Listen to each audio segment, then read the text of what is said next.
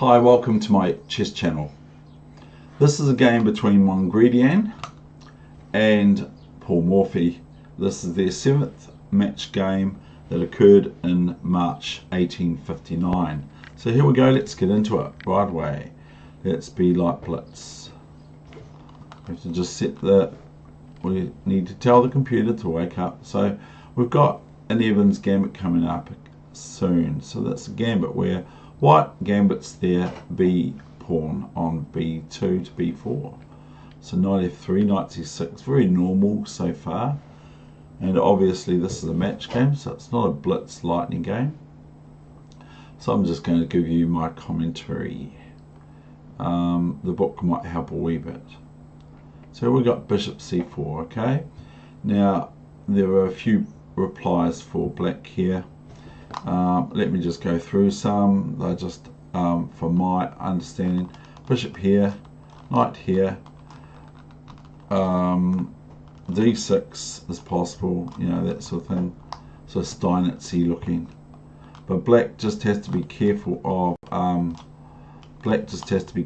this knight being able to come here and cause difficulty on f7.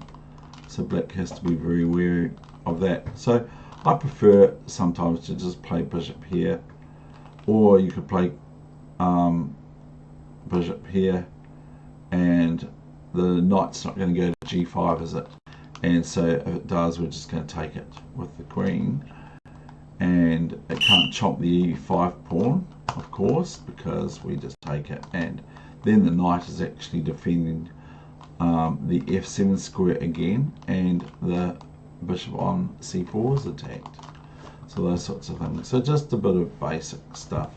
So black responds a typical move, which brings us to white's fourth move of the Evans Gambit, which is b4. So this is a pawn that's I heard international master a long time ago. When you get offered a gambit, usually try to accept it. Don't try to necessarily wriggle out, like bishop b6 would be a move, or bishop e7 would be a move that is probably not the best. Bishop d4, and white could just play c3 and bishop back to b6. You know, the only real square, doesn't want to take the f pawn with check. And so here the international master said best to accept it in usual main cases. From New Zealand, our international master, who was New Zealand champion about 35-36 times, and then be ready to give the pawn back at a later stage when it's convenient and better for your position. So quite sort of logical and sensible sort of advice, really, isn't it? So if you do reach someone offering your pawn, be ready to give it back, but don't just let them keep on having a bigger advantage for their gambit. So here we go, bishop b4. Now knight b4 is also possible, but it's more mainline is bishop b4. So here we have the atypical move, atypical, which is c3 to gain some serious pawns in the center for white. Bishop a5 and castles. Also possible, I believe, is d4 and other such moves. And see, this is quite nice for white to be able to elect to play their bishop out to this long diagonal from a3 to f8, and so that's quite nice for white. But white castles, which is very sensible, of course. We're talking about basically a grandmaster sort of a strength, or somewhere around there, to be playing Paul Morphy in a match. Now knight f6, so Paul, if we may call him Paul, plays his knight out for the first time, which is a developing move. Now comes d4, which is very normal here. And you might say, well, can't black just take this pawn here? Yes, black can, but it's not advisable because it might just open up the rook file at least. Now, where we're going to go with the knight, we can go here. Okay, we can go here. This is self-analysis here, so it's not necessarily the best in the world.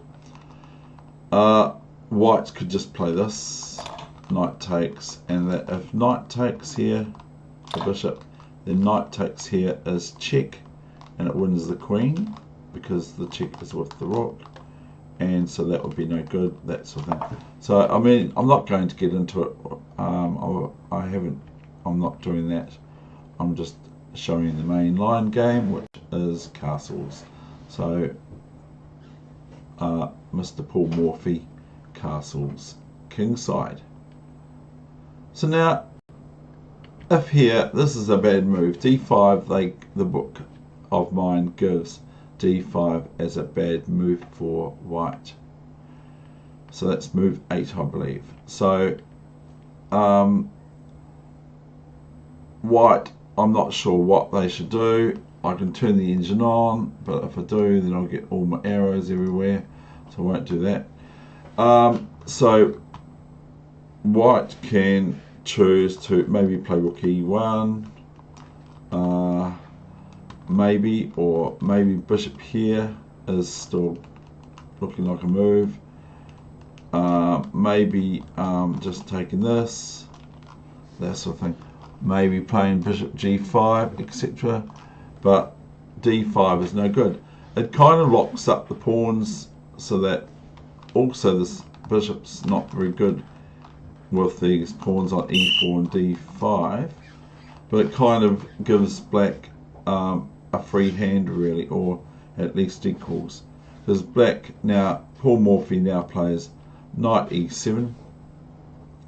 And now if knight e5, I would just believe that the next move would be knight e4, and we can even just play d6 maybe, or even knight d6, and that's the thing, or knight back to f7. But d6 would be, if white has not their move now, then d6 would look quite good, I think, for black. And then black is has a bit of freeness on the king side, a little bit feeling better on the king side for black than it does for white, even though those things seem to be pointing down here.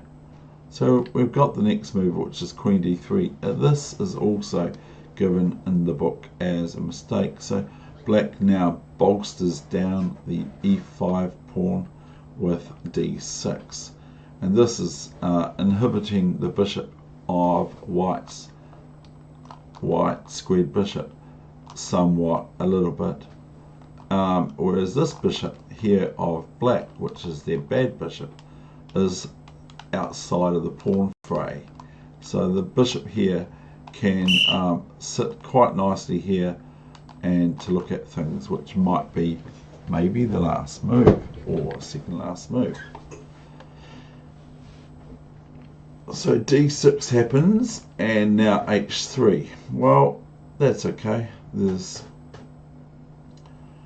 the thing is that white has to be very careful.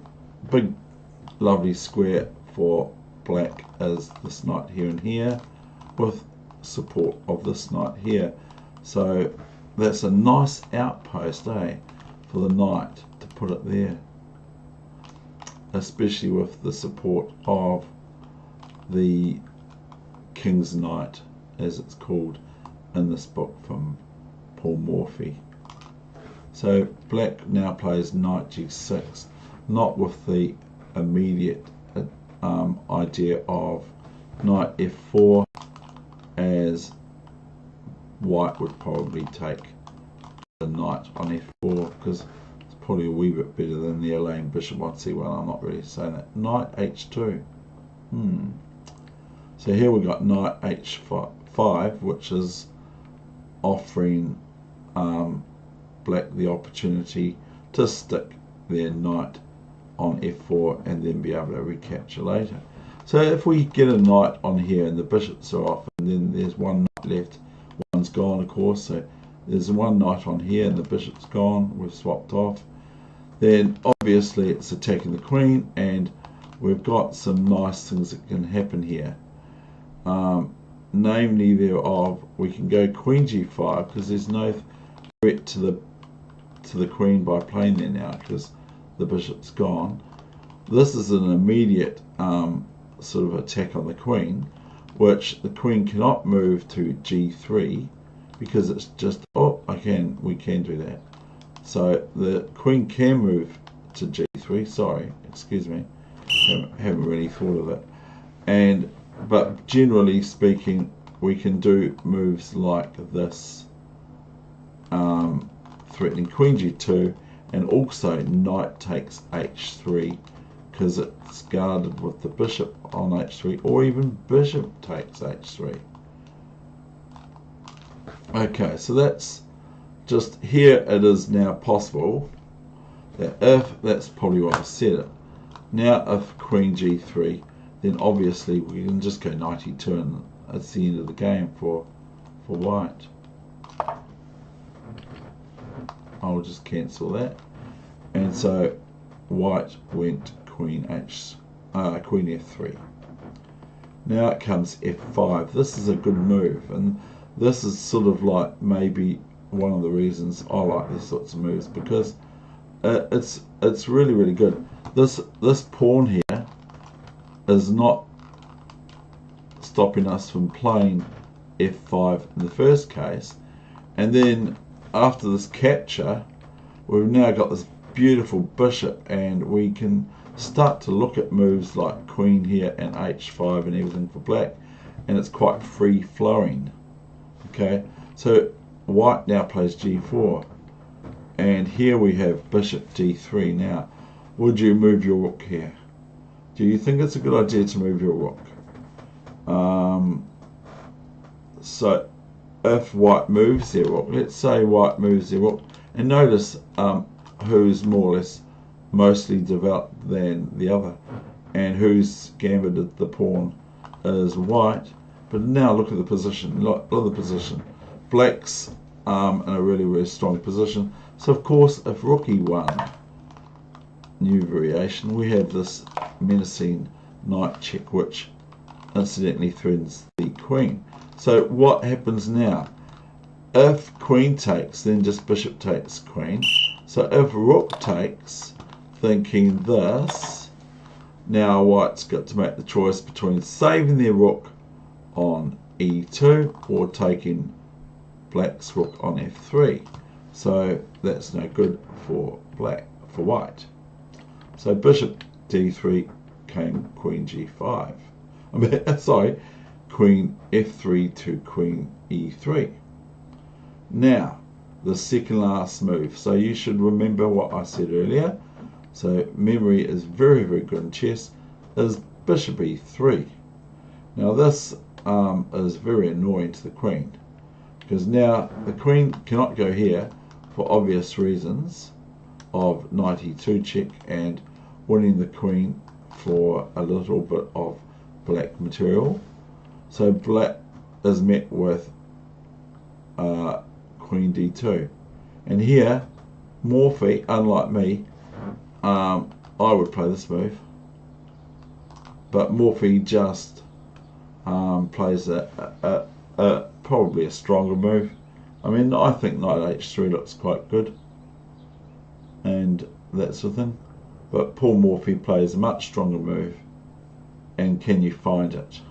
Okay, so if you want to try to find his move, which is always good anytime, for now you can do on your computers what you couldn't do when I was a young teenager.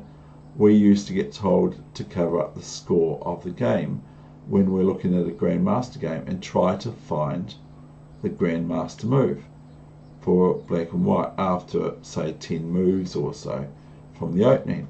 So here, the move that you can try and find, which is quite simple, it's just threatening white yet again, which we could just take the rook, is Queen H4.